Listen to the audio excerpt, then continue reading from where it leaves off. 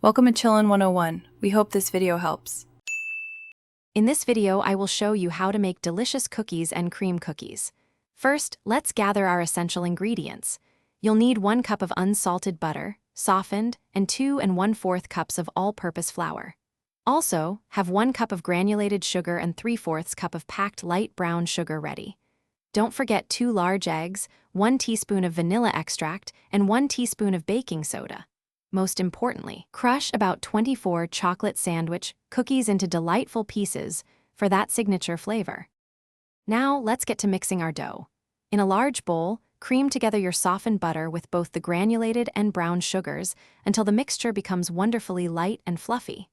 Next, beat in the 2 large eggs one at a time, making sure each is fully incorporated. Stir in the vanilla extract. Gradually add your dry ingredients, mixing until just combined.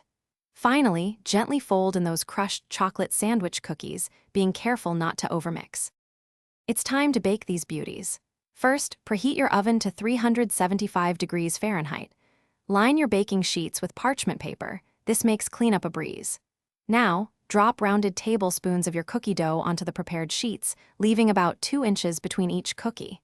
Bake them for approximately 9 to 11 minutes, or until the edges are lightly golden brown and the centers are perfectly set.